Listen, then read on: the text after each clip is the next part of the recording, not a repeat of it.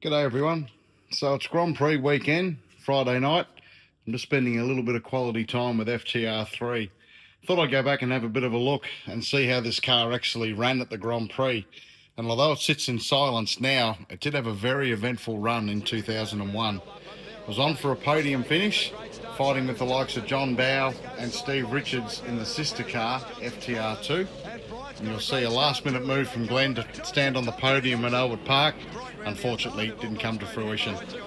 There's a lot of history in this sport, and everywhere you look, there's another story to tell.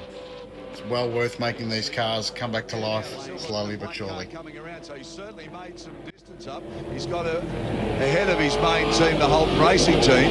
So Lowndes on a charge at the moment. Let's hope he can close the gap a little bit and be the cat amongst the pigeons.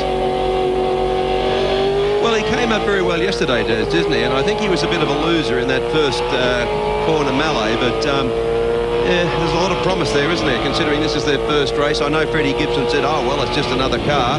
When people said, well, can you make the Ford go as quick as the Holden? He said, well, it's just another car, why not? Well, I hasten to say that he had a Holden last year, and he couldn't keep it up to the HRT. That was just another car. And so far, Glenn Seaton flashes past us there. Stephen Richards doing a pretty good job. First up, new team, Ford driver this year. Great indication of what's ahead in the Touring Car Championships, the Shell Championships in Australia. Mark Scape, of course, defending champion. He's out, he's in the pits. It's amazing, isn't it? Dick Johnson really has flown the Ford flag for many, many years, and we've seen Ford come in now and tip money into Seaton in the form of Tickford. We've seen them pour a heap of money into Gibson with Lowndes, and at the end of the day, it's their old Ford bloke that's going to take it off for him. Well, there's the telemetry on board. You see the RPM, you see the speed in kilometres. Fourth gear coming down to one of the quickest parts of the circuit. Heavy braking now. All the way back down into second gear. So the two Tickford Fords, the Seaton cars. Great colours, Daz, aren't they? He's always had beautifully prepared cars. Glenn Seaton cars have always been very distinctive, and it's a really nice paint job, isn't it?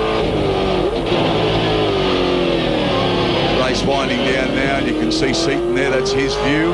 Well, if he gave Richards a tap up the backside, Richards could hardly complain or protest, could he? They may do it privately, but not publicly. Along the main straight area too, past the commentary box to your left is us now. And the Seaton now chases Richards as they swing in here to the right. Very important to keep the car in reasonably tight there and get a nice big long run. And difficult to go around the outside. If John's as tough as that, he's not going to concede. Glenn Seaton now trying to do the best he can. So obviously Johnny Bowe has either tyre problems or he's got a minor problem that's just lost him a little bit of power. He's got a horsepower problem, I think. But I tell you, he's a hard man to pass.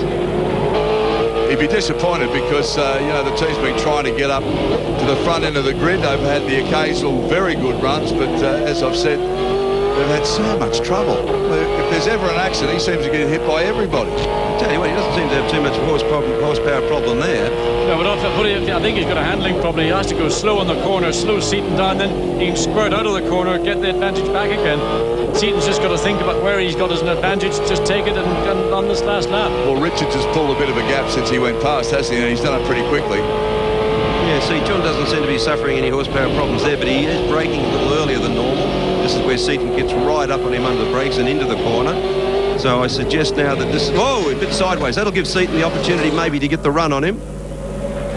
So Johnny Bowe now swings the big cat car around, and here comes Seaton, just blast past him all. Not on the outside. Past him, not yet on the outside he won't. Johnny Bowe just moves across, takes the line, cuts him off again. So Johnny Bowe holds his position in third place now. Lowndes has passed Kelly too. I just got a glimpse there. So it's Ford's look at 1 this. to 5. Oh, this is Ford's 1 back through 5. Paul Radisson, he'll take the checkered flag, he'll take the win with a brilliant drive, and he did it all in the first corner too. But look at this. Fantastic. I tell you what, Lowndes looks Richards, Lowndes, he'll get third. Yep. Craig Lowndes goes across in third place. What a drive. He's come from way, way back in the field. That bodes well for him for tomorrow, Des, that's for sure. What unbelievable. Now here's a replay. Have a look, fellas. Oh, yeah, silly. They just... Dearie me. Well, if there's an opportunity given... I told you he's a hard man, John. Oh, another bit of contact between Kelly and Lowndes. But Lowndes comes out of it best of all. Yeah, but just Bow is slow off the corner. He hasn't got the grip. Lowndes has got the grunt and the grip, and he just sweeps past, no trouble.